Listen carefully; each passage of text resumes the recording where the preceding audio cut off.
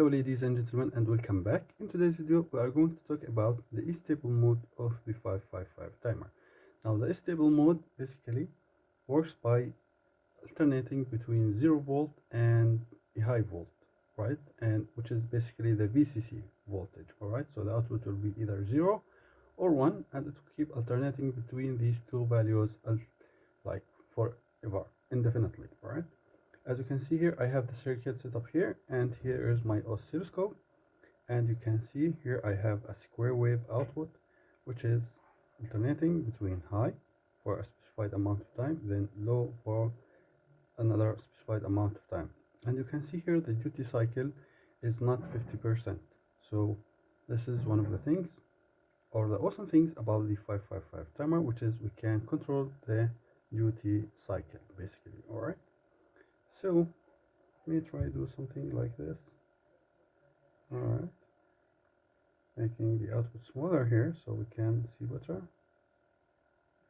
And yeah, anyway, let's forget about this for now. We see the output of this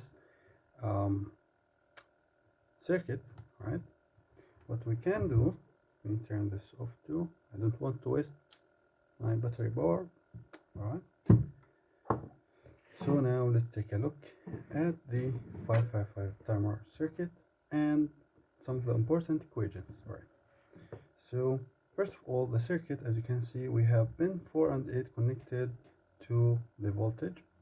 We have here two resistors and a capacitor. Now these two resistor and capacitor, they control the timing of this output wave we have just seen on the oscilloscope, right? Also, we have pin 7 connected between R1 and R2. Now R1 and R2 work as a voltage divider, right? So we have a voltage output to pin 7. If you remember, pin 7 is the discharge pin. Pin 6 is the control, is the threshold, right? And we short pin 2, the trigger, with the threshold, right? And they both connected between R2 and the capacitor here. Pin 1 connected to ground, and pin 5 connected through a 10 nanofarad capacitor to ground to eliminate any noise or instability of this circuit, right? Pin 3 is the output. Now the frequency of this signal going out of the circuit determined by this equation. So it's 1.44 divided by R1 plus 2R2 times C, right? Now the time, which is basically going from low to high, so this is, we call period, right? So this is a period, or going from high to low, this is also a period. You can think about both of them as a period. So this is a complete period.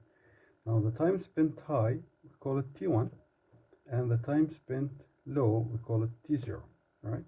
And we can first of all calculate this time, the time of this period, using this equation, which is T equal 1 over the frequency. We can calculate the time spent high, T1, by this equation, which is 0.694 times R1 plus 2R2 times C, and for T0 it equals to 0.694 times R2 times C, right? And the total time, right, we can calculate it by adding T1 and T2 and T0, sorry, which will equal to the same value we get from T equal 1 over frequency, right? Now the duty cycle, now what is the duty cycle? It's the percentage of the time the signal or the output signal spent is high. So T1 over T0 times 100%. And the mark space ratio is basically T1 over T0 without multiplying by 100%. Alright, so here in this example, alright, and these are the values I have used in my circuit here. I used R1 to be 3.3K, R2 3.3K, and the capacitor 470 microfarad.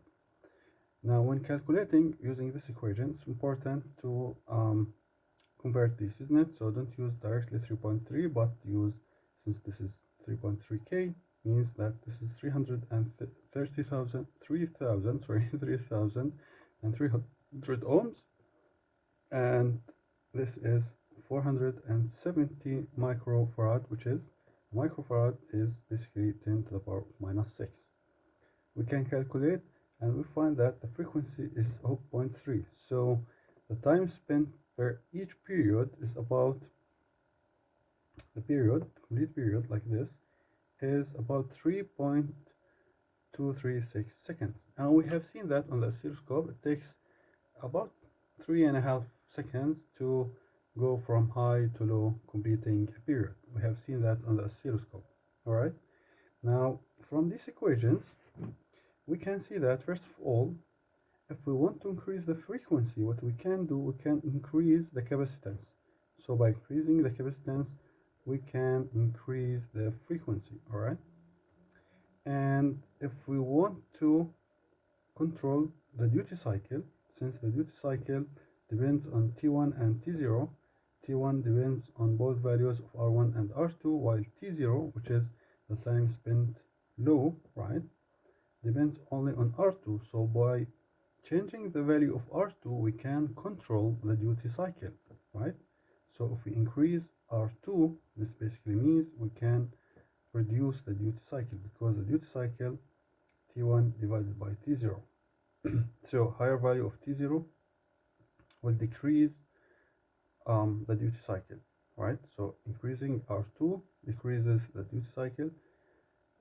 Decreasing R2 will increase the duty cycle, as simple as that. All right, dear students, I hope this explains it for you very well. Thank you very much for watching. I will see you in the next video.